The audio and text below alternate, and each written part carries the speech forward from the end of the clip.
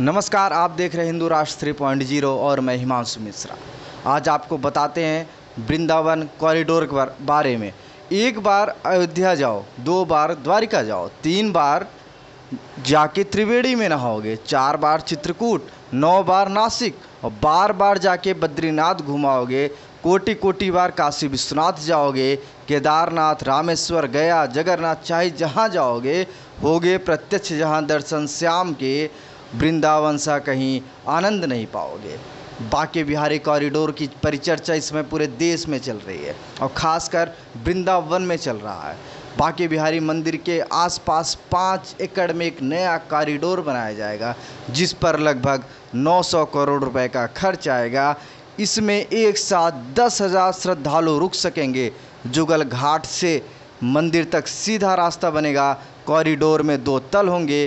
भक्तों के लिए सभी आधुनिक सुविधाएं उपलब्ध होंगी, जिसमें दर्शन और आसान हो जाएंगे। जुगल घाट से गलियारा तक मुख्य प्रवेश द्वार होगा। मंदिर आने को 3 रास्ते बनेंगे। ठाकुर बांके बिहारी जी मंदिर प्राकृतिक सौंदर्य से आच्छादित होगा, दिव्य और भव्य होगा। 5 एकड़ में बनने वाले इस गलियारे के मंदिर परिसर में एक बार में 10,000 श्रद्धालु रुक सकेंगे। मंदिर के लिए भूमि अधिग्रहण पर करीब 250 करोड़ और निर्माण पर करीब 650 करोड़ रुपए खर्च होंगे। परिक्रमा मार्ग स्थित जुगल घाट से गलियारा का मुख्य प्रवेश द्वार होगा। इसका स्वरूप ऐसा तैयार किया गया है जिसके उसके अंदर प्रवेश करते ही आराध्य की छवि, बांके बिहारी की छवि, कृष्ण लला की छवि बाहर आएगी। पूर्व में वर्ष 2022 में जब सरकार ने कॉरिडोर का प्रस्ताव तैयार किया था, तब भूमि अधिग्रहण के करीब 210 करोड़ रुपए और निर्माण के लिए 506 करोड़ रुपए था। लेकिन भूमि का सर्किल रेट बढ़ जाने के कारण अब भूमि की खरीद करीब 250 करोड़ रुपए और निर्माण लागत करीब 650 करोड़ रुपए हो जाएगी। बांके बिहारी मंदिर आने के लिए गलियारे में 3 रास्ते बनाए जाएंगे। अभी आप सब बांके बिहारी की स्थिति देखते होंगे, जो जिस कदर भीड़ होती है कि आदमी की सांस फूल के आदमी मरने को बेताब हो जाता है कि अब जान चली जाएगी, अब जान चली जाएगी। लेकिन एक मुख्य रास्ता जुगल घाट से सीधा मंदिर तक पहुंचेगा, एक रास्ता विद्यापीठ चौराहे से आएगा और तीसरा रास्ता जादौन पार्किंग से आएगा। इसे VIP मार्ग कहा जाता है। यह रास्ता करीब 20 से 25 मीटर तक चौड़े होंगे। मंदिर परिसर में 2 तल होंगे, एक निचला तल होगा और एक तल उससे 3.5 मीटर ऊंचा बनाया जाएगा। ठाकुर श्री बांके बिहारी जी ऊपरी तल पर विराजमान होंगे। हर तल पर श्रद्धालुओं के लिए सुविधाएं भी विकसित की जाएंगी। कॉरिडोर और मंदिर परिसर को कृष्णकालीन वृक्षों से आच्छादित किया जाएगा। 2 हिस्सों में होगा। मंदिर का परिसर यहाँ की बनावट के हिसाब से ठाकुर बांके बिहारी मंदिर के परिसर को 2 हिस्सों में बांटा जा रहा है।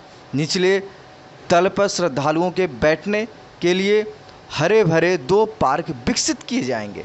ये परिसर करीब 11,000 वर्ग मीटर का होगा या 5,000 मीटर का खुला क्षेत्र होगा।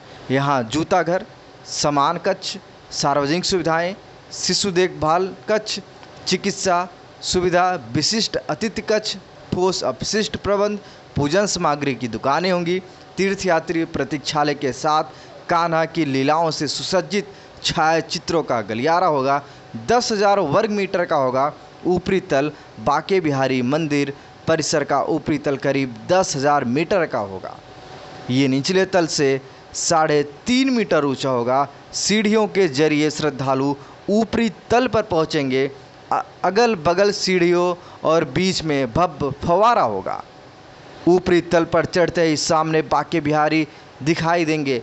यहाँ करीब 900 मीटर में मंदिर की परिक्रमा के लिए मार्ग विकसित किया जाएगा।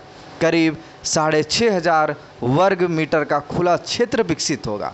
जूता घर, सामान कक्ष, सार्वजनिक सुविधाएं, शिशु देखभाल कक्ष, चिकित्सा सुविधाएं, विशिष्ट कक्ष, करीब 1,800 वर्ग मीटर का तीर्थ यात्री प्रतीक्षालय होगा।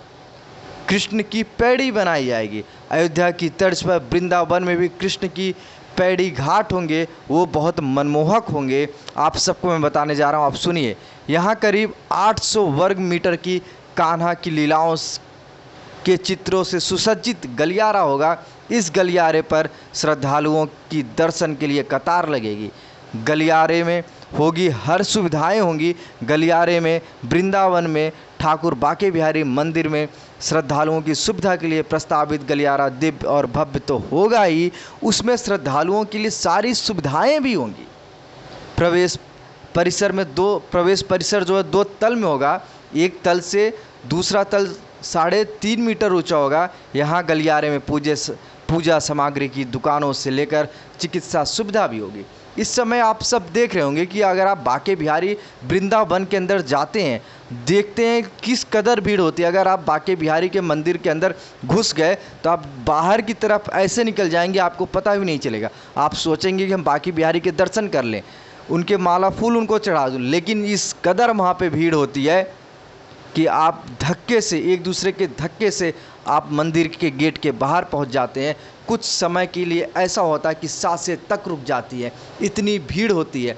आपको क्या लगता है कि वृंदावन में कॉरिडोर बनना चाहिए? इस समय आप देख रहे होंगे जो वृंदावन के व्यापारी हैं और जो बांके बिहारी मंदिर के आसपास 300-400 घर हैं, ये कॉरिडोर का विरोध कर रहे हैं। ये उसी तरीके से कॉरिडोर का विरोध कर रहे हैं जिस तरीके से काशी विश्वनाथ के आसपास रहने वाले घर और माँ विंध्यवासिनी के आसपास रहने वाली दुकानें और घरों द्वारा लगातार कॉरिडोर का विरोध हो रहा था, उसी तरीके से वृंदावन में भी विरोध हो रहा। आप सब देख रहे होंगे किस कदर होटलबाजी में लूट की जाती है वृंदावन के अंदर, मिठाइयों में लूट की जाती है, फूल मालाओं में लूट की जाती है और अभद्रता के साथ श्रद्धालुओं के साथ वहाँ पे लोग पेश होते हैं।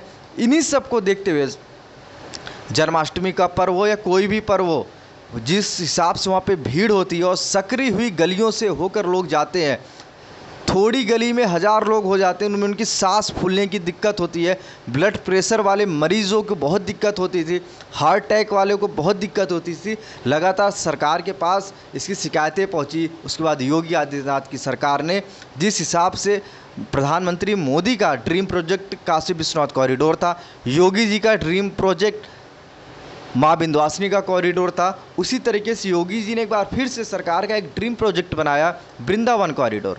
आप सब देखेंगे कि अभी राधा वल्लभ और बांके बिहारी के बीच की दूरी सिर्फ ज़्यादा 200 मीटर है, लेकिन जैसे घूम के जाना पड़ता है 150-2 किलोमीटर पड़ जाता है। जब कॉरिडोर बन जाएगा यही दूरी मात्र 200 मीटर की हो जाएगी। आप काशी विश्वनाथ पहले जाते होंगे, गंगा स्नान के बाद आप गलियों से होके जाते होंगे। उन गलियों पे आप देखते होंगे कितनी नालियाँ बजबजाती रहती थी, गंदगी फैली रहती थी, लेकिन जब कॉरिडोर बन गया सीधा गंगा स्नान के बाद सीधा बाबा के दर्शन हो जाते हैं। उसी तरीके से माँ विंध्यवासिनी कॉरिडोर में आप देखते होंगे नहाने के बाद अब लोग सीधा माँ के दरबार में पहुँच जाते हैं। और पहले क्या होता था, नहाने के बाद पहले जाओ मेन गेट से घूम के आओ, 2-2.5 किलोमीटर भक्त पैदल चलते थे। लेकिन जैसे ही कॉरिडोर बन गया सारी दिक्कतें दूर हो गई। उसी तरीके से अगर वृंदावन में कॉरिडोर बन जाएगा तो ये सारी भीड़ की दिक्कत, लूटपाट की दिक्कत सब खत्म हो जाएगी। नमस्कार, आप बने रहिए हिंदू राष्ट्र 3.0 के साथ। मैं हिमांशु मिश्रा।